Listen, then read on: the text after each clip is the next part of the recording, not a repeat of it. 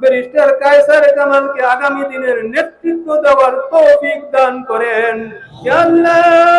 কলমাকান্দায় বিএনপির উদ্যোগে দোয়া ও ইফতার মাহফিল অনুষ্ঠিত। নেত্রকোনা কলমাকান্দা উপজেলায় বাংলাদেশ জাতীয়তাবাদী দল বিএনপি এর অঙ্গ ও সহযোগী সংগঠনের উদ্যোগে এক দোয়া ও ইফতার মাহফিল অনুষ্ঠিত হয়েছে। শনিবার 29 মার্চ উপজেলার কলমাকান্দা সরকারি পাইলট উচ্চ বিদ্যালয় মাঠে এ মাহফিলের আয়োজন করা হয়। এতে সভাপতিত্ব করেন কলমাকান্দা উপজেলা বিএনপির আহ্বায়ক এম এ খায়ের।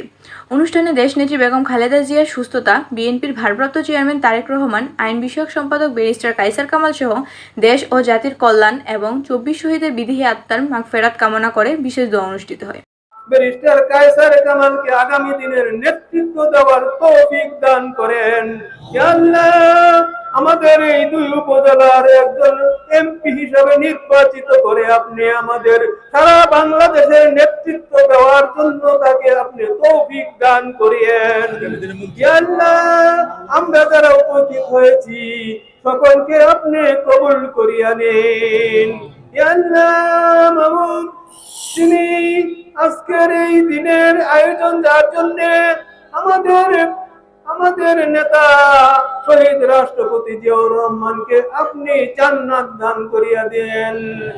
মাহফিলে উপজেলা বিএনপির নেতৃবৃন্দ, অঙ্গ ও সহযোগী সংগঠনের নেতাকর্মী এবং উপজেলার 8টি ইউনিয়নের দলীয় নেতাকর্মী সহ সর্বস্তরের জনগণ অংশগ্রহণ করেন। ইফতারের পূর্ব মুহূর্তে দেশের শান্তি ও সমৃদ্ধি কামনা করে বিশেষ মোনাজাত পরিচালনা করা হয়।